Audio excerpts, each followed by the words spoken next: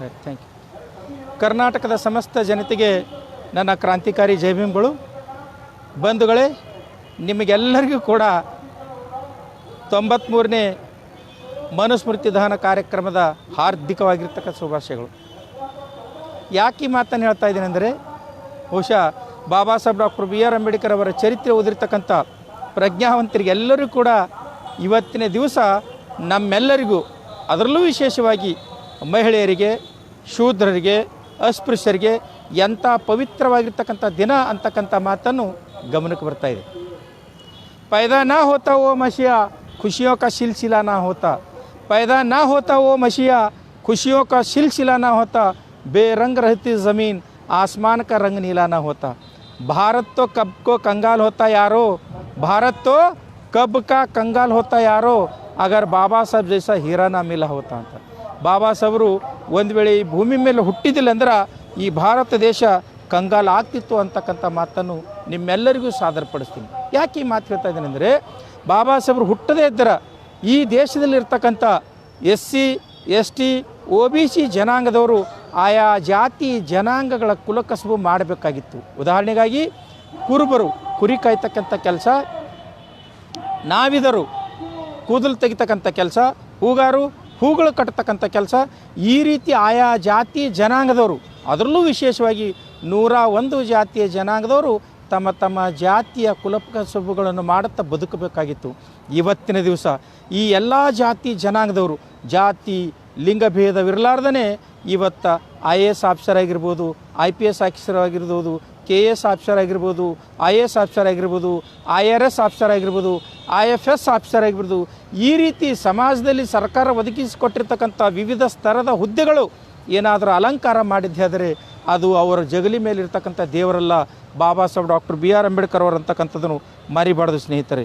2300 ವರ್ಷಗಳ ಇತಿಹಾಸವನ್ನು ಬ್ರಾಹ್ಮಣರು ಬರೆದಿರ್ತಕ್ಕಂಥ 2300 ವರ್ಷದ ಇತಿಹಾಸವನ್ನು ಕೇವಲ 25 ವರ್ಷದಲ್ಲಿ ಇತಿಹಾಸದ ದಿಕ್ಕನ್ನೇ ಬದಲಾವಣೆ ಮಾಡಿರ್ತಕ್ಕಂಥ ಕರಗದ ಬಂಡೆ ಬಾಬಾ ಸಾಹೇಬ್ ಡಾಕ್ಟರ್ BR ಅಂಬೇಡ್ಕರ್ ಅವರು. ಇವತ್ತಿನ ದಿವಸ ಈ ದೇಶದಲ್ಲಿ SC ST OBC ಜನಾಂಗದವರಿಗೆ ಅಕ್ಷರ, ಅರಿವು, ಅನ್ನ, ಅಧಿಕಾರ, ಆತ್ಮಾಭಿಮಾನ ಏನಾದರೂ ಸಿಕ್ಕಿದ್ದೇ ಆದರೆ ಅದು ಕೇವಲ ಬಾಬಾ ಸಾಹೇಬ್ ಡಾಕ್ಟರ್ BR ಅಂಬೇಡ್ಕರ್ ಅವರು ಬರೆದಿರ್ತಕ್ಕಂಥ ಸಂವಿಧಾನದಿಂದ ಮಾತ್ರ ಅಂತಕ್ಕಂಥದ್ದು ನಿಮ್ಮ ಗಮನಕ್ಕೆ ತರ್ತಾ ಇದೆ. ಇನ್ನೊಂದು ಮುಂದುವರೆದು ನಿಮ್ಮೆಲ್ಲರ ಗಮನಕ್ಕೆ ತರಲಿಕ್ಕೆ ಇಷ್ಟಪಡ್ತಾ ಇದ್ದೇನೆ ಸ್ನೇಹಿತರೆ. ಇದು ನಾನು ಬಾಬಾ ಸಾಹೇಬರು ಒಬ್ಬ ಸಂಶೋಧನೆ ವಿದ್ಯಾರ್ಥಿಯಾಗಿ, ಬಾಬಾ ಸಾಹೇಬರು ಒಬ್ಬ ಮಗನಾಗಿ ಹೇಳ್ತಕ್ಕಂಥ ವಿಷಯ ಅಲ್ಲ.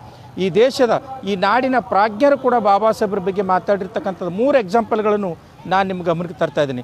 1ನೇ ಎಕ್ಸಾಂಪಲ್ 2016ರಲ್ಲಿ ಬ್ಯಾಂಕಟ್ ಹಾಲ್ನಲ್ಲಿ ನಡೆದಿರ್ತಕ್ಕಂಥ ಒಂದು ಸಚಿವ ಮತ್ತು ಸದಸ್ಯರ MLAಗಳ ಶಾಸಕ ಸದಸ್ಯರ ಸಭೆಯಲ್ಲಿ ಆಯುಷ್ಮಾನ್ ಸಿದ್ದರಾಮಯ್ಯ ಸಾಹೇಬರು ಮಾತಾಡ್ತಕ್ಕಂಥ ಸಂದರ್ಭದಲ್ಲಿ ಹೇಳ್ತಾರೆ, ಬಾಬಾ ಸಾಹೇಬ್ ಡಾಕ್ಟರ್ BR ಅಂಬೇಡ್ಕರ್ ಅವರು ಒಂದು ವೇಳೆ ಈ ದೇಶದಲ್ಲಿ ಹುಟ್ಟಿದ್ದಿಲ್ಲ ಅಂದ್ರೆ, ಪ್ರಜಾಪ್ರಭುತ್ವ ತಳಾದ ಮೇಲೆ ನಿಂತಿರ್ತಕ್ಕಂಥ ಸಂವಿಧಾನ ಬರೆಯದೇ ಹೋಗಿದ್ದರೆ ಈ ನಿಮ್ಮ ಸಿದ್ದರಾಮಯ್ಯ ವರ್ಣದಲ್ಲಿ ಕುರಿ ಕಾಯಬೇಕಾಗಿತ್ತು ಅಂತಕ್ಕಂಥ ಮಾತನ್ನು ಆಯುಷ್ಮಾನ್ ಸಿದ್ದರಾಮಯ್ಯ ಸಾಹೇಬರು ಹೇಳಿರ್ತಕ್ಕಂಥದ್ದು.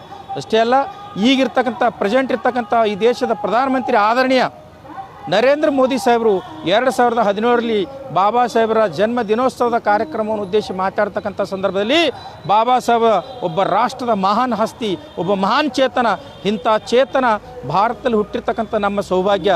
ಬಾಬಾ ಸಾಹೇಬರು ಒಂದು ವೇಳೆ ಈ ದೇಶದಲ್ಲಿ ಹುಟ್ಟಿದ್ದಿಲ್ಲ ಅಂದರೆ ಈ ನಿಮ್ಮ ನರೇಂದ್ರ ಮೋದಿ ಬಡೋದಾದಲ್ಲಿ ಚಾಯ್ ಮಾರಬೇಕಾಗಿತ್ತು ಅಂತಕ್ಕಂಥ ಮಾತನ್ನು ನರೇಂದ್ರ ಮೋದಿಯವರು ಹೇಳಿರ್ತಕ್ಕಂಥದ್ದು.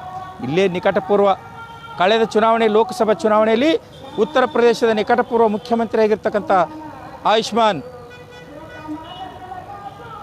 ಉತ್ತರ ಪ್ರದೇಶ ಅಖಿಲೇಶ್ ಯಾದವ್ ಅವರು ಮಾತಾಡ್ತಕ್ಕಂಥ ಸಂದರ್ಭದಲ್ಲಿ ಹೇಳಿಬಿಟ್ರು ಏನಂದರೆ, ಬಾಬಾ ಸಾಹೇಬ್ರು ಈ ದೇಶದಲ್ಲಿ ಹುಟ್ಟಿದ್ದಿಲ್ಲ, ಭಾರತಕ್ಕಿಂತ ಪ್ರಜಾಪ್ರಭುತ್ವ ತಳಾದಿಯ ಸಂವಿಧಾನ ಬರೆದು ಕೊಟ್ಟಿದ್ದಂದ್ರೆ ಈ ನಿಮ್ಮ ಅಖಿಲೇಶ್ ಯಾದವ್ ಯಾರ್ದೋ ಠಾಕೂರ್ ಅವ್ರ ಮನೆಯಲ್ಲಿ ಜೀತ ಮಾಡಬೇಕಾಗಿತ್ತು ಅಂತಕ್ಕಂಥ ಮಾತನ್ನು ಹೇಳಿದ್ರು. ಈ ಎಲ್ಲ ಅಂಶಗಳ ಮೇಲೆ ನಿಮ್ಮ ಗಮನಕ್ಕೆ ತರೋದಿಷ್ಟೇ, ಬಾಬಾ ಸಾಹೇಬರು ಒಂದು ವೇಳೆ ಈ ದೇಶದಲ್ಲಿ ಹುಟ್ಟಿದ್ದಿಲ್ಲ ಅಂದ್ರೆ, ಬಾಬಾ ಸಾಹೇಬರು ಈ ಪ್ರಜಾಪ್ರಭುತ್ವ ತಳದ ಮೇಲೆ ಇರ್ತಕ್ಕಂಥ ಸಂವಿಧಾನ ಬರ್ದಿದ್ದಿಲ್ಲ ಅಂದ್ರೆ ನಾವ್ಯಾರೂ ಕೂಡ ಇಷ್ಟು ಸ್ವಾತಂತ್ರ್ಯವಾಗಿ ಸ್ವಾಭಿಮಾನದಿಂದ ಧೈರ್ಯದಿಂದ ಬದುಕು ಮಾಡ್ತಿದ್ದಿಲ್ಲ, ಬದುಕು ಕಟ್ಟಿಕೊಳ್ಳೋಕೆ ಸಾಧ್ಯ ಆಗ್ತಿದ್ದಿಲ್ಲ ಅಂತಕ್ಕಂಥ ಮಾತನ್ನು ಹೇಳುತ್ತಾ. ಸೊ ಈ ಎಲ್ಲ ಅಂಶಗಳ ಹಿನ್ನೆಲೆಯಲ್ಲಿ ಅಂದರೆ SC ST OBC ಜನಾಂಗದವರಿಗೆ ಸಿಗತಕ್ಕಂಥ ಮೂಲಭೂತ ಸೌಲಭ್ಯಗಳು, ಪ್ರಾತಿನಿಧ್ಯತೆ, ಶಿಕ್ಷಣ, ಅಧಿಕಾರ, ಸ್ವಾಭಿಮಾನ ಇವನ್ನೆಲ್ಲ ಒದಗಿಸ್ಕೊಡ್ತಕ್ಕಂಥ ವ್ಯವಸ್ಥೆಗೆ ಕಡಿವಾಣ ಹಾಕಿರ್ತಕ್ಕಂಥದ್ದು ಮನುಸ್ಮೃತಿ. ಈ ಮನುಸ್ಮೃತಿಯನ್ನು ಚೆನ್ನಾಗಿ ಅಧ್ಯಯನ ಮಾಡಿರ್ತಕ್ಕಂಥ ಬಾಬಾ ಸಾಹೇಬ್ ಡಾಕ್ಟರ್ BR ಅಂಬೇಡ್ಕರ್ ಅವರು 1927 ಡಿಸೆಂಬರ್ 25ನೇ ತಾರೀಕು ದಿವಸ ನಾಸಿಕ್ ಜಿಲ್ಲೆಯ ಮಹಾಡದಲ್ಲಿ 25ನೇ ತಾರೀಕು ದಿವಸ ಸಾಯಂಕಾಲ 7 ಗಂಟೆಯಿಂದ 9 ಗಂಟೆವರೆಗೆ ಮನುಸ್ಮೃತಿಯನ್ನು ದಹನ ಮಾಡಿದ್ರು. ಮನುಸ್ಮೃತಿ ದಹನ ಕಾರ್ಯಕ್ರಮ 6 ತಿಂಗಳ ಮುಂಚೆ ಹಮ್ಮಿಕೊಂಡಿರ್ತಕ್ಕಂಥ ಕಾರ್ಯಕ್ರಮ. ಆದರೆ 6 ತಿಂಗಳಲ್ಲಿ ಅಲ್ಲಿರ್ತಕ್ಕಂಥ ಮನುವಾದಿಗಳು ಅಂದರೆ ಕುರ್ತಕೋಟಿ ಶಂಕರಾಚಾರ್ಯ ಅಂತಕ್ಕಂಥ ಒಬ್ಬ ಪ್ರತಿಗಾಮಿ ಪುರೋಹಿತ ಸ್ಟೇ ತಂದ ಪ್ರಯುಕ್ತ ಆ ಕಾರ್ಯಕ್ರಮ ಮುಂದುವರಿತು. ಆದರೂ ಕೂಡ ಬಾಬಾ ಸಾಹೇಬರು ಹೆದರಲಿಲ್ಲ. ಕಾರಣ ಬಾರಟ್ಲಾ ಮುಗಿಸಿರ್ತಕ್ಕಂಥ ಬಾಬಾ ಸಾಹೇಬ್ ಡಾಕ್ಟರ್ BR ಅಂಬೇಡ್ಕರ್ ಅವರು ಶಾಸನಬದ್ಧವಾಗಿ ಆ ಮನುವಾದಿಗಳಿಗೆ ತಕ್ಕ ಉತ್ತರ ಕೊಡೋದ್ರ ಮೂಲಕ 25 ಡಿಸೆಂಬರ್ 1927ರಂದು ಮನುಸ್ಮೃತಿಯನ್ನು ದಹನ ಮಾಡಿದ್ರು. ಅಷ್ಟೇ ಅಲ್ಲ, ಮನುಸ್ಮೃತಿ ದಹನ ಮಾಡ್ತಕ್ಕಂಥ ಸ್ಥಳಾವಕಾಶವನ್ನು, ಸ್ಥಳದ ಸಮಸ್ಯೆ ಬಂದಾಗ ಆ ಊರಿನಲ್ಲಿರ್ತಕ್ಕಂಥ ಎಲ್ಲ ಜಾತಿ ಜನಾಂಗದವರಿಗೆ ಈ ಕುರ್ತಕೋಟಿ ಶಂಕರಾಚಾರ್ಯ ಒಂದು ಫರ್ಮಾನ್ ಹೊರಡಿಸ್ಬಿಡಿಸೋದು, ಆದೇಶ ಹೊರಡಿಸ್ಬಿಡಿಸೋರು. ಏನಂದರೆ ಬಾಬಾ ಸಾಹೇಬ್ ಡಾಕ್ಟರ್ BR ಅಂಬೇಡ್ಕರ್ ಅವರು ಮನುಸ್ಮೃತಿ ಸುಡ್ತಕ್ಕಂಥ ಕಾರ್ಯಕ್ರಮ ಹಮ್ಮಿಕೊಂಡಿದ್ದಾರೆ. ಈ ಕಾರ್ಯಕ್ರಮಕ್ಕೆ ನೀವ್ಯಾರು ಕೂಡ ಇಂಚು ಕೂಡ ಭೂಮಿ ಕೊಡಬಾರ್ದು ಅಂತಕ್ಕಂಥ ಆದೇಶ ಹೊರಡಿಸಿದರು. ಆಗ ಆ ಮಹಡದಲ್ಲಿರ್ತಕ್ಕಂಥ ಬಾಬಾ ಸಾಹೇಬ್ರ ದೊಡ್ಡ ಅಭಿಮಾನಿ ಆಗಿರ್ತಕ್ಕಂಥ ಫತೇ ಖಾನ್ ಅಂತಕ್ಕಂಥ ವ್ಯಕ್ತಿ ಬಾಬಾ ಸಾಹೇಬ್ ಡಾಕ್ಟರ್ BR ಅಂಬೇಡ್ಕರ್ ಹತ್ರ ಬಂದು, ಸಾಹೇಬ್, ಈ ಮನುಸ್ಮೃತಿ ಅಂದರೆ ಮಹಿಳೆಯರ, ಶೋಷಿತರ, ಅಸ್ಪೃಶ್ಯರ, ಶೂದ್ರನ ದಮನ ಮಾಡ್ತಕ್ಕಂಥ, ಅವರ ಚಾರಿತ್ರ್ಯ ಏನು ಮಾಡ್ತಕ್ಕಂಥ, ಅವರ ಮೂಲಭೂತ ಹಕ್ಕನ್ನು ಕಿತ್ಕೊಳ್ತಕ್ಕಂಥ ಅನಿಷ್ಟ ಗ್ರಂಥವನ್ನು ದಹನ ಮಾಡ್ಲಿಕ್ಕೆ ಸುಳ್ಳಕ್ಕೆ ನಾನು ಜಾಗ ಕೊಡ್ತೀನಿ ಅಂತೇಳಿ ಮುಂದುಗಡೆ ಬಂದು ಕೊಟ್ಟರು ಸ್ನೇಹಿತರೆ. ಆಗ ಬಾಬಾ ಸಾಹೇಬ್ ಡಾಕ್ಟರ್ BR ಅಂಬೇಡ್ಕರ್ ಅವರು ಮನುಸ್ಮೃತಿಯಲ್ಲಿರ್ತಕ್ಕಂಥ ಅನಿಷ್ಟ ಆಚರಣೆಗಳ ಬಗ್ಗೆ ಬಿಡಿಬಿಡಿಯಾಗಿ ಹೇಳಿದರು. ಮನುಸ್ಮೃತಿ ಯಾವಾಗ ಬಂತು, ಸೊ ಮನುಸ್ಮೃತಿ ಕಾಲಘಟ್ಟ ಏನು ಅನ್ನೋದ್ರ ಬಗ್ಗೆ ಬಾಬಾ ಸಾಹೇಬ್ ಡಾಕ್ಟರ್ BR ಅಂಬೇಡ್ಕರ್ ತಮ್ಮ ಬರಹ ಮತ್ತು ಭಾಷಣಗಳಲ್ಲಿ ಕೂಡ ಹೇಳ್ತಾರೆ. ಸಾಕಷ್ಟು ಜನ ಚಾಂಗ್ದೇವ್ ಖೈರ್ಮುಡಿ ಅವರು ಕೂಡ ದಾಖಲೆ ಮಾಡಿದ್ದಾರೆ, ಸೋಹನ್ಲಾಲ್ ಶಾಸ್ತ್ರಿ ಅವರು ಕೂಡ ದಾಖಲೆ ಮಾಡಿದ್ದಾರೆ, BC ಕಾಂಬ್ಳೆ ಅವರು ದಾಖಲೆ ಮಾಡಿದ್ದಾರೆ. ಅದರಲ್ಲಿರ್ತಕ್ಕಂಥ ಒಂದೆರಡು ಅಂಶ, ಬಾಬಾ ಸಾಹೇಬರು ಬಳಸಿರ್ತಕ್ಕಂಥ ಒಂದೆರಡು ಅಂಶಗಳನ್ನು ನಿಮ್ಮ ಗಮನಕ್ಕೆ ತರ್ತಾ ಇದ್ದೀನಿ ಸ್ನೇಹಿತರೆ. ಮನುಸ್ಮೃತಿ ರಚನೆ ಆಗಿರ್ತಕ್ಕಂಥ ಕಾಲ ಕ್ರಿಸ್ತಪೂರ್ವ 185. ಯಾಕೆ ಆಗಾಯಿತು? ಈ ದೇಶ ಅಂದರೆ ಪ್ರಪಂಚದಲ್ಲೇ ಸಾಮ್ರಾಟ ಅಂತಕ್ಕಂಥ ಬಿರುದು ತೆಗೆದುಕೊಂಡಿರ್ತಕ್ಕಂಥ ವ್ಯಕ್ತಿ, ಸಂಸ್ಥಾನ, ಒಂದು ಸಾಮ್ರಾಜ್ಯ ಯಾವುದಾದ್ರಿದ್ರೆ ಅದು ಮೌರ್ಯ ಸಾಮ್ರಾಜ್ಯ. ಈ ಸಾಮ್ರಾಜ್ಯಕ್ಕೆ ಮಾತ್ರ ಸಾಮ್ರಾಜ್ಯ ಮತ್ತು ಸಾಮ್ರಾಟ ಅಂತಕ್ಕಂಥ ಪ್ರತೀತಿ ಇತ್ತು. ಇಂಥ ಸಾಮ್ರಾಟನಾಗಿರ್ತಕ್ಕಂಥ ಚಂದ್ರಗುಪ್ತ ಮೌರ್ಯನ ವಂಶಸ್ಥ ಸಾಮ್ರಾಟ ಅಶೋಕರ 5ನೇ ತಲೆಮಾರಿನ ಮೊಮ್ಮಗನಾಗಿರ್ತಕ್ಕಂಥ ಬೃಹದ್ರಥ ಮೌರ್ಯ ಕ್ರಿಸ್ತಪೂರ್ವ 185ರಲ್ಲಿ ಆಳ್ವಿಕೆ ಮಾಡ್ತಕ್ಕಂಥ ಸಂದರ್ಭ. ಈ ಕಾಲಘಟ್ಟದಲ್ಲಿ ಆ ಪುಷ್ಯಮಿತ್ರ ಶುಂಗ ಅಂತಕ್ಕಂಥ ಒಬ್ಬ ಬ್ರಾಹ್ಮಣ ಸೈನಿಕನು ಬೃಹದ್ರಥ ಮೌರ್ಯನ ಆಸ್ಥಾನದಲ್ಲಿ ಸೈನಿಕನಾಗಿ ಸೇರ್ಕೊಳ್ತಾನೆ. ವಯೋವೃದ್ಧನಾಗಿರ್ತಕ್ಕಂಥ ಬೃಹದ್ರಥ ಮೌರ್ಯನಿಗೆ ತನ್ನ ಸುಂದರಿಯಾಗಿರ್ತಕ್ಕಂಥ ಬ್ರಾಹ್ಮಣ ಹುಡುಗಿ ಅಂದರೆ ಶುಂಗ ಬ್ರಾಹ್ಮಣ ಹುಡುಗಿಯನ್ನು ಮದುವೆ ಮಾಡಿಕೊಡೋದ್ರ ಜೊತೆಗೆ ಷಡ್ಯಂತ್ರಕ್ಕೆ ಒಂದು ನಾಂದಿಯನ್ನು ಹಾಡ್ತಾನೆ. ಕೆಲವು ದಿವಸಗಳು ಗತಿಸಿದ ನಂತರ, ಅಂದರೆ ತನ್ನ ಮಗಳಿಗೆ ಪಟ್ಟದ ರಾಣಿ ಅಂತಕ್ಕಂಥ ಒಂದು ಸಂಸ್ಕಾರ ಮುಗಿದ ನಂತರ ಬೃಹದ್ರಥ ಮೌರ್ಯನನ್ನು ಪುಷ್ಯಮಿತ್ರ ಶುಂಗ ತನ್ನ ಬ್ರಾಹ್ಮಣ ಸ್ನೇಹಿತರ ಜೊತೆ ಸೇರಿಬಿಟ್ಟು ಆ ಪುಷ್ಯಮಿತ್ರ ಶುಂಗ ಬೃಹದ್ರಥ ಮೌರ್ಯನನ್ನು ಸಂಹಾರ ಮಾಡಿಬಿಡ್ತಾರೆ. ಇದಾದ ನಂತರ ತನ್ನ ಮಗಳನ್ನೇ ಮೌರ್ಯ ಸಾಮ್ರಾಜ್ಯದ ಸಿಂಹಾಸನ ಮೇಲೆ ಕೂಡಿಸಿ ಶುಂಗ ಸಾಮ್ರಾಜ್ಯವನ್ನು ಸ್ಥಾಪನೆ ಮಾಡ್ತಾನೆ ಪುಷ್ಯಮಿತ್ರ ಶುಂಗ. ಆ ಶುಂಗ ಸಾಮ್ರಾಜ್ಯ ಸ್ಥಾಪನೆ ಮಾಡಿದಾದ ನಂತರ ಅಲ್ಲಿರ್ತಕ್ಕಂಥ ಅಂದರೆ ಪುರೋಹಿತ, ಆ ಮಗಧ ಸಾಮ್ರಾಜ್ಯದಲ್ಲಿ ಇರ್ತಕ್ಕಂಥ ಒಬ್ಬ ಕ್ರೂರಿ ಕ್ರಿಮಿನಲ್ ಒಬ್ಬ ಪುರೋಹಿತನಾಗಿರ್ತಕ್ಕಂಥ ಸುಮತಿ ಭಾರ್ಗವ ಅಂತಕ್ಕಂಥ ಪುರೋಹಿತನನ್ನು ಆಸ್ಥಾನಕ್ಕೆ ಕರೆಸ್ಕೊತಾನೆ. ಯಾರು? ಪುಷ್ಯಮಿತ್ರ ಶುಂಗ. ಸುಮತಿ ಭಾರ್ಗವನಿಗೆ ಕರೆಸಿ ಮನುಸ್ಮೃತಿ ಅಂತಕ್ಕಂಥ ಗ್ರಂಥವನ್ನು ಬರಲಿಕ್ಕೆ ಕಣಿ ಮಾಡ್ತಾನೆ. ಆ ಮನುಸ್ಮೃತಿ ಗ್ರಂಥದಲ್ಲಿ ಏನಿರಬೇಕು ಅಂತಕ್ಕಂಥ ಕಂಟೆಂಟನ್ನು ಈ ಪುಷ್ಯಮಿತ್ರ ಶುಂಗ ಮತ್ತು ಆಸ್ಥಾನದಲ್ಲಿರ್ತಕ್ಕಂಥ ಇತರ ಬ್ರಾಹ್ಮಣ ಪುರೋಹಿತರು ಸಲಹೆ ಕೊಡ್ತಾರೆ.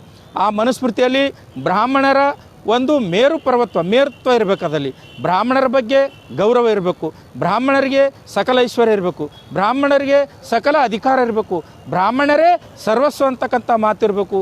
ಅದಷ್ಟೇ ಅಲ್ಲದೆ ಈ ಸೃಷ್ಟಿಕರ್ತನಾಗಿರ್ತಕ್ಕಂಥ ಪರಬ್ರಹ್ಮನ ಗುರು, ಈ ಸೃಷ್ಟಿಕರ್ತನಾಗಿರ್ತಕ್ಕಂಥ ಪರಬ್ರಹ್ಮನ ಮೇಲೆ ಅಧಿಕಾರ ನಡೆಸ್ತಕ್ಕಂಥವ್ರು ಯಾರಾದರೂ ಇರಬೇಕಾದ್ರೆ ಅದು ಕೇವಲ ಬ್ರಾಹ್ಮಣರು ಅಂತಕ್ಕಂಥ ಅಂಶಗಳನ್ನು ಆ ಮನುಸ್ಮೃತಿಯಲ್ಲಿ ಸೇರಿಸಬೇಕು ಅಂತಕ್ಕಂಥ ಮಾತನ್ನು ಪುಷ್ಯಮಿತ್ರ ಶುಂಗ ಹೇಳಿದ ಪ್ರಯುಕ್ತ ಸುಮತಿ ಭಾರ್ಗವ ಎಲ್ಲ ಬ್ರಾಹ್ಮಣರ, ಈ ದೇಶದ ಬ್ರಾಹ್ಮಣರ ಮೇರುತ್ವದ ಕುರಿತು ಶ್ಲೋಕಗಳನ್ನು ಸೇರಿಸ್ತಾರೆ. ಒಟ್ಟು ಆ ಮನುಸ್ಮೃತಿಯಲ್ಲಿ 1944 ಶ್ಲೋಕಗಳಿವೆ, 12 ಅಧ್ಯಾಯಗಳಿವೆ. ಇದಿಷ್ಟಿದ್ದರೆ ಅಡ್ಡಿಯಿಲ್ಲ. ಅಂದರೆ ಬ್ರಾಹ್ಮಣ ಪ್ರಭುತ್ವದ ಬಗ್ಗೆ, ಬ್ರಾಹ್ಮಣ ಶ್ರೇಷ್ಠತೆ ಬಗ್ಗೆ, ಬ್ರಾಹ್ಮಣರ ಉಚ್ಚತನದ ಬಗ್ಗೆ ಅಂಶಗಳಿದ್ದರೆ ನಮ್ಮದೇನೂ ಅಭ್ಯಂತರ ಇದ್ದಿದ್ದಿಲ್ಲ. ಹಾಗೆ ನಮ್ಮಪ್ಪ ಬಾಬಾ ಸಾಹೇಬರ ಅಭ್ಯಂತರ ಏನೂ ಇದ್ದಿಲ್ಲ. ಆದರೆ ಈ ಮನುಸ್ಮೃತಿ ಒಳಗಡೆ ಮಹಿಳೆಯರನ್ನು, ಶೂದ್ರನ್ನು ಮತ್ತು ಅಸ್ಪೃಶ್ಯರನ್ನು ಕೇವಲವಾಗಿ ಕಾಣತಕ್ಕಂಥ ಅಂಶಗಳು ಅದರಲ್ಲಿದ್ದ ಪ್ರಯುಕ್ತ Baba Saheb doctor B R Ambedkar ಅವರು ಆ ಮನುಸ್ಮೃತಿಯನ್ನು ಅಧ್ಯಯನ ಮಾಡಿ ಇದಕ್ಕೆ ಅಂದರೆ ಈ ದೇಶ ಪ್ರಭುತ್ವ ಆಗಬೇಕಾದ್ರೆ, ಈ ದೇಶ ಪ್ರಬುದ್ಧ ರಾಷ್ಟ್ರ ಆಗಬೇಕಾದ್ರೆ ಮಹಿಳೆಯರಿಗೆ ಶಿಕ್ಷಣ ಸಿಗಬೇಕು ಅಂತಕ್ಕಂಥ ಕನಸು ಯಾರ್ದಾಗಿತ್ತು? ಜ್ಯೋತಿಬಾ ಫೂಲೆಯವ್ರದ್ದಾಗಿತ್ತು. ಜ್ಯೋತಿಬಾ ಫೂಲೆಯವರ ಕನಸನ್ನು ನನಸು ಮಾಡ್ತಕ್ಕಂಥ ಕೈಂಕರ್ಯ ತೊಟ್ಟಿರ್ತಕ್ಕಂಥವ್ರು Baba Saheb doctor B R Ambedkar ಅವರು. ಹಾಗಾದರೆ ಮಹಿಳೆಯರಿಗೆ ಈ ಸ್ವಾತಂತ್ರ್ಯ ಇಲ್ಲದೇ ಇದ್ದ ಮಹಿಳೆಯರಿಗೆ ಅಕ್ಷರದ ಸ್ವಾತಂತ್ರ್ಯ ಇಲ್ಲದೇ ಇದ್ದ ಪ್ರಯುಕ್ತ ಅವ್ರು ಹೇಗೆ ಪ್ರಬುದ್ಧರಾಗ್ಲಿಕ್ಕೆ ಸಾಧ್ಯತೆ ಇದೆ? ಅವ್ರು ಹೇಗೆ ಪ್ರಬುದ್ಧ ಸಮಾಜ ನಿರ್ಮಾಣ ಮಾಡಲಿಕ್ಕೆ ಸಾಧ್ಯತೆ ಇದೆ? ಅದಕ್ಕಾಗಿ Baba Saheb doctor B R Ambedkar ಅವರು ಈ ಮಹಿಳೆಯರನ್ನು ಶೋಷಣೆ ಮಾಡ್ತಕ್ಕಂಥ, ಶೂದ್ರರನ್ನು ಶೋಷಣೆ ಮಾಡ್ತಕ್ಕಂಥ ಈ ಮನುಸ್ಮೃತಿಯನ್ನು ಧ್ವಂಸ ಮಾಡಿದ್ರು. ಸೊ ಹಾಗಾದರೆ ಬಾಬಾ ಸಾಹೇಬರು ಅಧ್ಯಯನ ಮಾಡಿರ್ತಕ್ಕಂಥ ಮನುಸ್ಮೃತಿಯಲ್ಲಿ ಮಹಿಳೆಯರ ಬಗ್ಗೆ ಯಾವ ವಿಚಾರಗಳಿವೆ? ಒಂದು 4 ವಿಚಾರಗಳು ತಮ್ಮ ಗಮನಕ್ಕೆ ಹೇಳಕ್ಕೆ ಇಚ್ಛಪಡ್ತೀನಿ ಸ್ನೇಹಿತರೆ. ಬ್ರಾಹ್ಮಣರ ಬಗ್ಗೆ ನೋಡಿ, ಬ್ರಾಹ್ಮಣ ಮೇರು ಪರ್ವತ ಹೆಂಗಿತ್ತಂದರೆ ಮನುಸ್ಮೃತಿ ಅಧ್ಯಾಯ 1 ಶ್ಲೋಕ 91ರಲ್ಲಿ ಹೇಳ್ತಾರೆ, ಬ್ರಾಹ್ಮಣ ಈ ದೇಶಕ್ಕೆ ಶ್ರೇಷ್ಠ ಅಂತ ಹೇಳ್ತಾರೆ. ಬ್ರಾಹ್ಮಣ ಸಕಲ ಅಧಿಕಾರಗಳನ್ನು ತನ್ನಲ್ಲಿ ಇಟ್ಕೊಂಡು ಹುಟ್ಟಿರ್ತಕ್ಕಂಥ ದೇವರಿಗಿಂತಲೂ ಹೆಚ್ಚಿನ ವ್ಯಕ್ತಿ ಅಂತಕ್ಕಂಥದ್ದು ಅಧ್ಯಾಯ 1 ಶ್ಲೋಕ 91ರಲ್ಲಿ ಹೇಳ್ತಾರೆ. ಮತ್ತು ಧರ್ಮ ಸಂಪತ್ತು ಸಕಲ ಜೀವಿಗಳ ಒಡೆಯನಾಗಿದ್ದಾನೆ. ಈ ದೇಶದಲ್ಲಿರ್ತಕ್ಕಂಥ ಎಲ್ಲ ಧರ್ಮಕ್ಕೂ, ಈ ದೇಶದಲ್ಲಿರ್ತಕ್ಕಂಥ ಎಲ್ಲ ಸಿರಿ ಸಂಪತ್ತಿಗೂ ಬ್ರಾಹ್ಮಣನೇ ಅಧಿಕಾರಿಯಾಗಿದ್ದಾನೆ ಅಂತಕ್ಕಂಥದ್ದು ಮನುಸ್ಮೃತಿ ಅಧ್ಯಾಯ 1 ಶ್ಲೋಕ 99ರಲ್ಲಿ ಹೇಳ್ತಕ್ಕಂಥದ್ದು. ಬ್ರಾಹ್ಮಣನಿಗೆ ಅಂದರೆ ಬ್ರಾಹ್ಮಣ ವ್ಯಭಿಚಾರಿಯಾಗಿರಲಿ, ಕಳ್ಳನಾಗಿರಲಿ, ಸುಳ್ಳನಾಗಿರಲಿ, ಆತ ಏನೇ ಅಪರಾಧ ಮಾಡಿದ್ರೂ ಕೂಡ ಬ್ರಾಹ್ಮಣನನ್ನು ದಂಡಿಸುವುದು ಮಹಾ ಅಪರಾಧ ಅಂತಕ್ಕಂಥದ್ದನ್ನು ಮನುಸ್ಮೃತಿ ಅಧ್ಯಾಯ 8 ಶ್ಲೋಕ 417ರಲ್ಲಿ ಹೇಳ್ತಾನೆ. ಹೀಗೆ ಬ್ರಾಹ್ಮಣನ ಬಗ್ಗೆ ತುಂಬ ಶ್ರೇಷ್ಠವಾಗಿರ್ತಕ್ಕಂಥ ವಿಷಯಗಳು ಆ ಮನುಸ್ಮೃತಿಯಲ್ಲಿವೆ. ಇನ್ನು ಮಹಿಳೆಯರ ಕುರಿತು ತುಂಬ ಕೇವಲವಾಗಿರ್ತಕ್ಕಂಥ ಒಂದು 4 ವಿಷಯಗಳು ನಿಮ್ಮ ಗಮನಕ್ಕೆ ತರಲಿಕ್ಕೆ ಇಷ್ಟಪಡ್ತಾ ಇದ್ದೀನಿ. ಏನು ಬಾಲ್ಯದಲ್ಲಿ ಹೇಳ್ತಾರೆ, ಸ್ತ್ರೀ ಸ್ವಾತಂತ್ರ್ಯಂ ನ ಅರ್ಹತಿ ಅಂದರೆ ಹೆಣ್ಣು ಮಗಳು ಸ್ವಾತಂತ್ರ್ಯಕ್ಕೆ ಅರ್ಹಳಲ್ಲ ಅಂತ. ಅಂದರೆ ಬಾಲ್ಯದಲ್ಲಿ ಅವಳು ತಂದೆಯ ಆಶ್ರಯದಲ್ಲಿ ಬೆಳೀಬೇಕು, ಯೌವನದಲ್ಲಿ ಗಂಡನ ಆಶ್ರಯದಲ್ಲಿ ಬೆಳಿಬೇಕು, ವೃದ್ಧಾಪ್ಯದಲ್ಲಿ ಮಕ್ಕಳ ಆಶ್ರಯದಲ್ಲಿ ಬೆಳಿಬೇಕು. ಅಂದರೆ ಸ್ತ್ರೀ ಯಾವತ್ತೂ ಕೂಡ ಸ್ವಾತಂತ್ರ್ಯವೇ ಅರ್ಹಳಲ್ಲ ಅಂತಕ್ಕಂಥ ಮಾತನ್ನು ಮನುಸ್ಮೃತಿ ಅಧ್ಯಾಯ 9 ಶ್ಲೋಕ 3ರಲ್ಲಿ ಹೇಳಿರ್ತಕ್ಕಂಥದ್ದು ನೋಡ್ತಾ ಇದ್ದೀವಿ. ಇನ್ನು ಮನುಸ್ಮೃತಿಯ ಅಧ್ಯಾಯ 5 ಶ್ಲೋಕ 107ರಲ್ಲಿ ಹೇಳ್ತಾನೆ, ಬ್ರಾಹ್ಮಣ ಪತಿಯು ವ್ಯಭಿಚಾರಿಯಾಗಿರಲಿ, ಕಳ್ಳನಾಗಿರಲಿ ಅಥವಾ ದುರಾಚಾರಿಯಾಗಿರಲಿ ಆತನನ್ನು ದೇವರೆಂದು ಪರಿಭಾವಿಸ್ತಕ್ಕದ್ದು. ಪ್ರತಿಯೊಂದು ಹೆಣ್ಣು ಕೂಡ ಆತನಿಗೆ ದೇವರಂತ ಪರಿಭಾವಿಸಬೇಕು ಅಂತಕ್ಕಂಥ ಮಾತನ್ನು ಹೇಳ್ತಾರೆ. ಇನ್ನು ಹೆಣ್ಣಿನ ಬಗ್ಗೆ ಎಷ್ಟು ಕೇವಲವಾಗಿ ಮಾತಾಡಿದ್ದಾನೆ ಮನು ಅಂದರೆ ಅಧ್ಯಾಯ 5 155ನೇ ಶ್ಲೋಕದಲ್ಲಿ ಹೇಳ್ತಾನೆ, ಪತಿ ಸೇವೆ ಬಿಟ್ಟು ಮಹಿಳೆ ಬೇರೆ ವಿಧಿವಿಧಾನಗಳಾಗಲಿ ಸಂಸ್ಕಾರಗಳಾಗಲಿ ಮಾಡಬಾರ್ದು. ಯಾಕಂದ್ರೆ ಗಂಡನೇ ಆಕೆಗೆ ಸರ್ವಸ್ವ. ಗಂಡ ಎಂಥ ಕ್ರೂರಿ ಆಗಿರಲಿ, ವ್ಯಭಿಚಾರಿ ಆಗಿರಲಿ, ಅವನೇ ಅವಳಿಗೆ ದೇವರು ಅಂತಕ್ಕಂಥ ಮಾತನ್ನು ಮನುಸ್ಮೃತಿಯಲ್ಲಿ ಹೇಳ್ತಕ್ಕಂಥದ್ದು. ಇನ್ನು ಮನುಸ್ಮೃತಿ 9 ಅಧ್ಯಾಯ 9 ಶ್ಲೋಕ 17ರಲ್ಲಿ ಹೇಳ್ತಾರೆ, ಕಾಮ, ಕ್ರೋಧ, ಲೋಭ, ಮೋಹ, ಮದ, ಮತ್ಸರ, ಅಪ್ರಾಮಾಣಿಕತೆ ಮತ್ತು ಪತಿದ್ರೋಹ ಇವೆಲ್ಲೂ ಕೂಡ ಹೆಣ್ಣಿನಲ್ಲಿ ಸಹಜವಾಗಿ ಬಂದಿರತಕ್ಕಂಥ ಅಂಶಗಳು ಅಂತಕ್ಕಂಥದ್ದನ್ನು ಮನುಸ್ಮೃತಿ ಅಧ್ಯಾಯ 9 ಶ್ಲೋಕ 17ರಲ್ಲಿ ಹೇಳ್ತಾರೆ. ಅಂದರೆ ಹೆಣ್ಣು ಮಕ್ಕಳು ಎಲ್ಲದಕ್ಕಿಂತಲೂ ಕೀಳು ಅಂತಕ್ಕಂಥದ್ದು ಈ ಮನು ಮಸ್ತಿಷ್ಕದ ಅಂದರೆ ಕ್ರೂರ ಮಸ್ತಿಷ್ಕದ ಮನು ಹೀಗೆ ಹೇಳ್ತಾನೆ. ಜೊತೆಗೆ ಅಧ್ಯಾಯ 9 ಶ್ಲೋಕ 44ರಲ್ಲಿ ಮನು ಹೇಳ್ತಾನೆ, ಒಬ್ಬ 32 ವರ್ಷದ ವಯಸ್ಸು ಆಗಿರ್ತಕ್ಕಂಥ ವೃದ್ಧ ಅಥವಾ ಒಬ್ಬ ವಯಸ್ಕ ಸಣ್ಣ ಮಗಳು 12 ವರ್ಷದ ಹುಡುಗಿ ಆಕಿ ಸುಂದರ ಆಗಿದ್ದಳು ಅಂದ್ರೆ ಆಕಿ ಮದುವೆ ಮಾಡ್ಕೋಬಹುದು ಅಂತ. ಅಂದರೆ ಮಗಳ ವಯಸ್ಸಿನ ಮಗಳು ಇದ್ದರೂ ಕೂಡ ಮದುವೆ ಮಾಡ್ಕೋಬಹುದು. ಅಂದರೆ ಬಾಲ್ಯ ವಿವಾಹವನ್ನು ಪ್ರತಿಪಾದನೆ ಮಾಡ್ತಕ್ಕಂಥ ಸಂವಿಧಾನ ವಿರೋಧಿ ಗ್ರಂಥ ಅದು ಮನುಸ್ಮೃತಿ ಆಗದ ಅಂತಕ್ಕಂಥ ಮಾತನ್ನು ಹೇಳ್ತೀನಿ. ಇನ್ನು ಬ್ರಾಹ್ಮಣ ಬಹುಪತ್ನಿಯರು ಹೊಂದಿದ್ರೆ ಅಂದರೆ ಬ್ರಾಹ್ಮಣ ಕ್ಷತ್ರಿಯರ ಹೆಂಡತಿಗೆ, ಬ್ರಾಹ್ಮಣ ಹೆಂಡತಿಗೆ, ಶೂದ್ರ ಹೆಂಡತಿಗೆ, ವೈಶ್ಯ ಹೆಂಡತಿಯನ್ನು ಮದುವೆ ಮಾಡ್ಕೊಂಡಿನು ಅಥವಾ ಬಲಾತ್ಕಾರ ಮಾಡಿ ಇಟ್ಕೊಂಡಿನಂದರೆ ಅವನ ಎಲ್ಲ ಆಸ್ತಿಗೆ ಹಕ್ಕುದಾರಳು ಯಾರಂದರೆ ಬ್ರಾಹ್ಮಣ ಹುಡುಗಿ ಅಥವಾ ಬ್ರಾಹ್ಮಣ ಹೆಂಡತಿ ಅಂತಕ್ಕಂಥನು. ಈ ರೀತಿ 10 ಅಂಶಗಳು ಮನುಸ್ಮೃತಿಯಲ್ಲಿ ಮಹಿಳೆಯರ ಬಗ್ಗೆ ನಿಂದಿಸ್ತಕ್ಕಂಥ, ಕೇವಲವಾಗಿ ಕಾಣತಕ್ಕಂಥ, ಅವರನ್ನು ಅಪಮಾನ ಮಾಡ್ತಕ್ಕಂಥ, ಅವರನ್ನು ಹೀನಾಯವಾಗಿ ಕಾಣ್ತಕ್ಕಂಥ ಅಂಶಗಳು ಈ ಮನುಸ್ಮೃತಿಯಲ್ಲಿರ್ತಕ್ಕಂಥ ನಾವು ಕಾಣ್ತಾ ಇದ್ದೀವಿ. ಇನ್ನು ಶೂದ್ರ ಬಗ್ಗೆ ನೋಡೋಣ. ಮನುಸ್ಮೃತಿಯಲ್ಲಿ ಶೂದ್ರ ಈ ಪದದ ಬಗ್ಗೆ ತುಂಬ ಅರ್ಥಗರ್ಭಿತವಾಗಿರ್ತಕ್ಕಂಥ ಅಂಶಗಳನ್ನು ನಾವು ಮನುಸ್ಮೃತಿಯಲ್ಲಿ ಕಾಣ್ತೀವಿ. ಏನು ಶೂದ್ರ? ಮನು ತನ್ನ ಮನುಸ್ಮೃತಿಯ ಅಧ್ಯಾಯ 8 ಶ್ಲೋಕ 415ರಲ್ಲಿ ಶೂದ್ರ ಯಾರು ಅನ್ನೋದ್ರ ಬಗ್ಗೆ ಹೇಳ್ತಾನೆ. ಶೂದ್ರ ಯಾರು? ಯಾವನು ಜನಿವಾರ ಧರಿಸೋದಿಲ್ಲವೋ, ಯಾವನು ಉಪನಯನ ಹೊಂದೋದಿಲ್ಲವೋ, ಯಾವನಿಗೆ 16 ಸಂಸ್ಕಾರಗಳಾಗೋದಿಲ್ಲವೋ ಅವರೆಲ್ಲರೂ ಕೂಡ ಶೂದ್ರರು ಅಂತ. ಅದೇ ಮನುಸ್ಮೃತಿ ಅಧ್ಯಾಯ 8 ಶ್ಲೋಕ 415ರಲ್ಲಿ ಅದೇ ಮನು ಹೇಳ್ತಾನೆ, ಶೂದ್ರರಂದ್ರೆ ಯಾರು? ಶೂದ್ರಂದರೆ ಯುದ್ಧದಲ್ಲಿ ಸೋತಿರ್ತಕ್ಕಂಥ ಆ ರಾಜನ ಹೆಂಡತಿಯನ್ನು ತೆಗೆದುಕೊಂಡು ಬಂದಾಗ ಅವಳಿಂದ ಹುಟ್ಟಿರ್ತಕ್ಕಂಥ ಮಗ, ಅಥವಾ ದಾಸಿಗೆ ಹುಟ್ಟಿರ್ತಕ್ಕಂಥ ಮಗ, ಅಥವಾ ಕಿರಾಯಿಗೆ ತಂದಿರ್ತಕ್ಕಂಥ ಮಗ.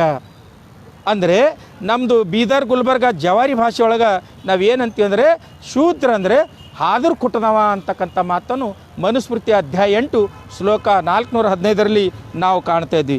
ಇನ್ನು ಮನುಸ್ಮೃತಿ ಅಧ್ಯಾಯ 8 ಶ್ಲೋಕ 267ರಲ್ಲಿ ಹೇಳ್ತಾನೆ, ಶೂದ್ರ ವ್ಯಕ್ತಿ ನೋಡ್ರಿ, ಯಾರು ಜನಿವಾರ ಧರಿಸೋದಿಲ್ಲವೋ, ಯಾರು ಉಪನಯನ ಹೊಂದೋದಿಲ್ಲವೋ, ಯಾರಿಗೆ 16 ಸಂಸ್ಕಾರ ಆಗೋದಿಲ್ಲವೋ ಶೂದ್ರ ಅಂದರೆ ಯಾರು? ಅವ ಲಿಂಗಾಯತ ಆಗಿರ್ಬೋದು, ಕುರುಬ ಆಗಿರ್ಬೋದು, ಕಬ್ಬಲಿ ಆಗಿರ್ಬೋದು, ಹೊಲೆಯ, ಮಾದಿಗ, ಡೋರ, ಸಮಗಾರ, ಹೂಗಾರ ಯಾರೇ ಆಗಲಿ, ಇವ್ರು ಯಾರಾದರೂ ಬ್ರಾಹ್ಮಣನನ್ನು ಬೈದಿದ್ದೇ ಆದರೆ ಅವರಿಗೆ ಮನುಸ್ಮೃತಿ ಅಧ್ಯಾಯ 8 267 ಶ್ಲೋಕದ ಪ್ರಕಾರ ಅವರ ನಾಲಿಗೆಯಲ್ಲಿ ಕಾದ ರಾಡ್ ಹಾಕಬೇಕು ಅಂತಕ್ಕಂಥ ಮಾತನ್ನು ಹೇಳ್ತಾರೆ.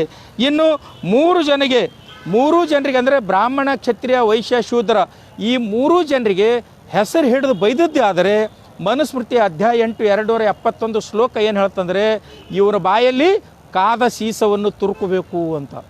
ಪುರೋಹಿತರು ಪಠಣ ಮಾಡ್ತಕ್ಕಂಥ ಸಂದರ್ಭದಲ್ಲಿ, ಪುರೋಹಿತರಂದರೆ ಬ್ರಾಹ್ಮಣರು ಶ್ಲೋಕಗಳನ್ನು ಪಠಣ ಮಾಡ್ತಕ್ಕಂಥ ಸಂದರ್ಭದಲ್ಲಿ ಅಲ್ಲಿಂದ ಆ ಶೂದ್ರ ವ್ಯಕ್ತಿ, ಲಿಂಗಾಯತ ಆಗಿರ್ಬೋದು, ಕುರುಬ ಆಗಿರ್ಬೋದು, ಕಬ್ಲಿಗೆ ಆಗಿರ್ಬೋದು, ಆ ಶೂದ್ರ ವ್ಯಕ್ತಿ ಹೋಗ್ತಕ್ಕಂಥ ಸಂದರ್ಭದಲ್ಲಿ ಆ ಶ್ಲೋಕಗಳೇನಾದರೂ ಆ ಶೂದ್ರ ವ್ಯಕ್ತಿಯ ಕಿವಿ ಮೇಲೆ ಬಿದ್ದಿದ್ದೇ ಆದರೆ ಅದು ಈ ಪುರೋಹಿತನಿಗೆ ಅಥವಾ ಬ್ರಾಹ್ಮಣಿಗೆ ಗೊತ್ತಾದರೆ ಅವನನ್ನು ತಂದು ಅವನ ಕಿವಿಯಲ್ಲಿ ಕಾದ ಸೀಸವನ್ನು ಕಿವಿಯಲ್ಲಿ ತುರುಕಬೇಕು ಅಂತಕ್ಕಂಥ ಮಾತನ್ನು ಹೇಳ್ತಾರೆ.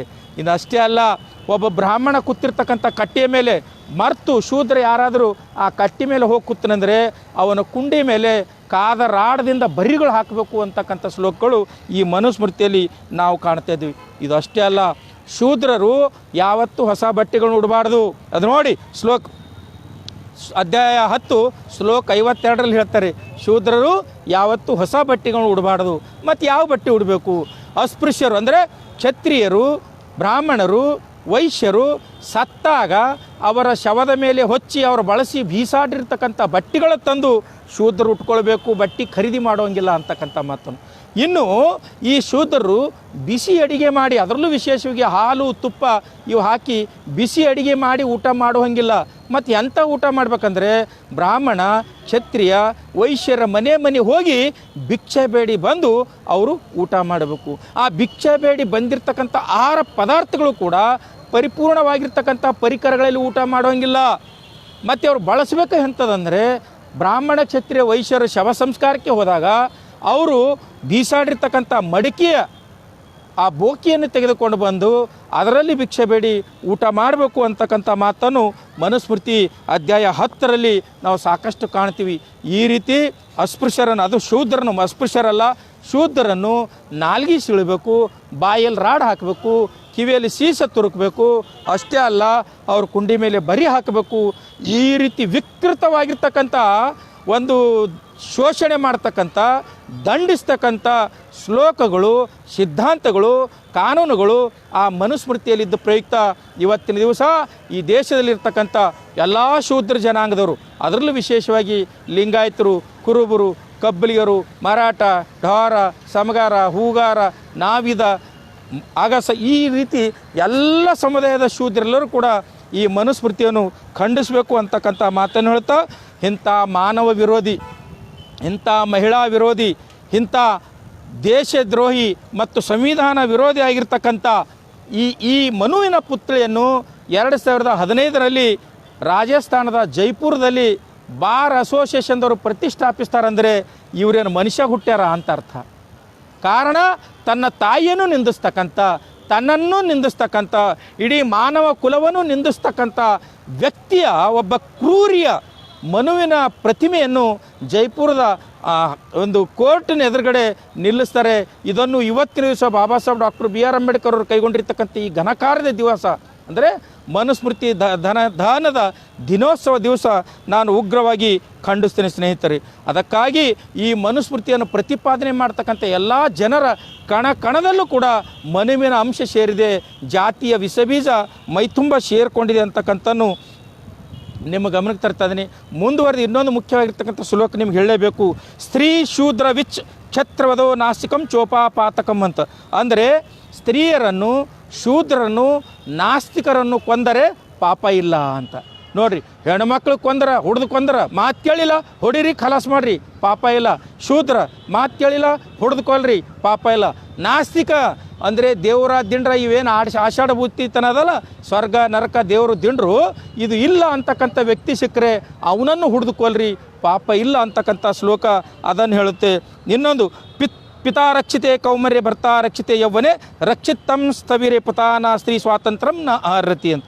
ಅಂದರೆ ಯೌವನದಲ್ಲಿ ನಾನು ಹೇಳಿದೆ ನಿಮ್ಗೆ, ಬಾಲ್ಯದಲ್ಲಿ ತಾಯಿ ತಂದೆ ಸಲಗ್ತಾರೆ, ಯೌವನದಲ್ಲಿ ಗಂಡ ಸಲಗ್ತಾನೆ, ವೃದ್ಧಾಪ್ಯದಲ್ಲಿ ಮಕ್ಕಳು ಸಲುತ್ತಾರೆ ಅಂತಕ್ಕಂಥ ಮಾತನ್ನು ಹೇಳುತ್ತಾ, ಇನ್ನು ಅಷ್ಟೇ ಅಲ್ಲದೆ ಸ್ನೇಹಿತರೆ, ಈಗ ದ್ವಂದ್ವ ರೀತಿಯಿಂದ ಕೂಡಿರ್ತಕ್ಕಂಥ ಶ್ಲೋಕಗಳು ಈ ಮನುಸ್ಮೃತಿಯಲ್ಲಿ ನಾವು ನೋಡ್ತಾ ಇದ್ದೀವಿ. ದ್ವಂದ್ವ ಅಂದರೆ ಎರಡು, ಈಗ ಹಿಂಗೆ ಹೇಳೋದು, ಹಿಂಗಂದ್ರೆ ಹಿಂಗೆ ಹೇಳೋದು. ಒಟ್ಟಾರೆ ಧಾರ್ಮಿಕ ಗ್ರಂಥಗಳಲ್ಲಿ ಇದೇ ರೀತಿಯ ಶ್ಲೋಕಗಳಿವೆ, ದ್ವಂದ್ವದಿಂದ ಕೂಡಿರ್ತಕ್ಕಂಥದ್ದು. ಉದಾಹರಣೆಯಾಗಿ ನಿಮ್ಗೆ ಹೇಳ್ಬೇಕಂದ್ರೆ, ಯತ್ರ ನಾರಸ್ತೋ ಪೂಜಿತೆ ರಮಂತೆ ತತ್ರ ದೇವತಾರಹ ಅಂತ.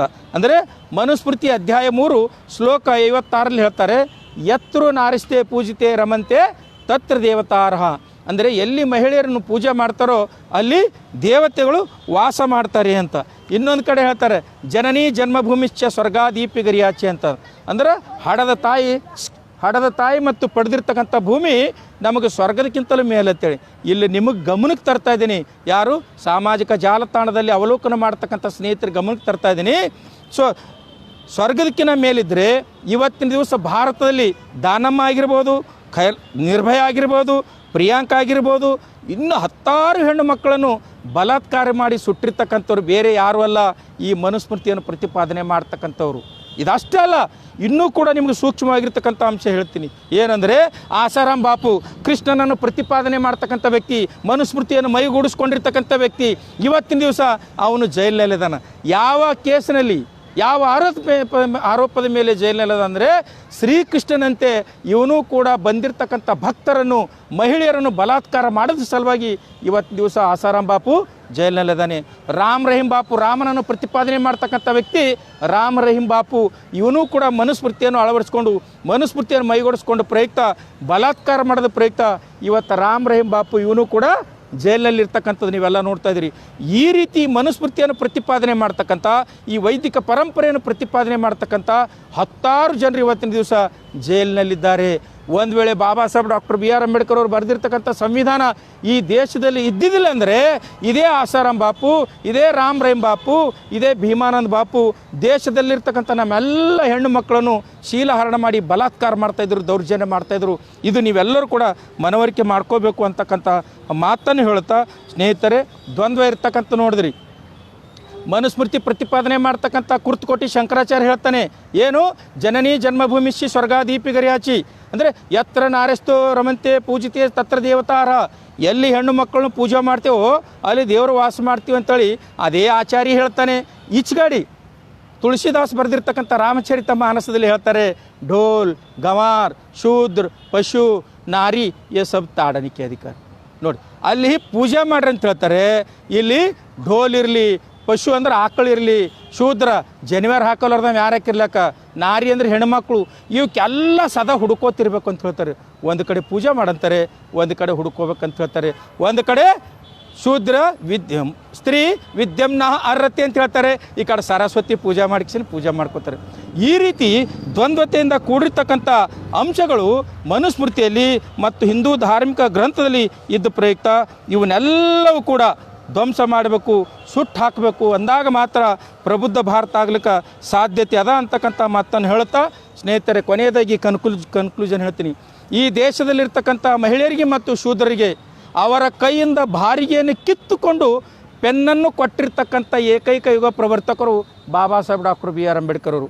ಒಂದು ವೇಳೆ ಬಾಬಾ ಸಾಹೇಬ್ರು ಈ ದೇಶದಲ್ಲಿ ಹುಟ್ಟಿದಿಲ್ಲ ಅಂದ್ರೆ ಎಲ್ಲ ಹೆಣ್ಮಕ್ಳು ಇವತ್ತೇನು IPS IAS ಆಗಿದ್ದಾರೆ, ಇವತ್ತು ಸೆಕ್ರೆಟರಿ ಆಗಿದ್ದಾರೆ, MP ಆಗಿದ್ದಾರೆ, MLA ಆಗಿದ್ದಾರೆ, ಕೇಂದ್ರದಲ್ಲಿ ಸಚಿವರಾಗಿದ್ದಾರೆ, ರಾಜ್ಯದಲ್ಲಿ ಸಚಿವರಾಗಿದ್ದಾರೆ. ಇವ್ರು ಯಾರೂ ಸಚಿವರಾಗಿರ್ತಿರಲಿಲ್ಲ, ಮನೆಯಲ್ಲಿ ಕಸ ಮುಸುರಿ ತಿರುಗಬೇಕಾಗಿತ್ತು.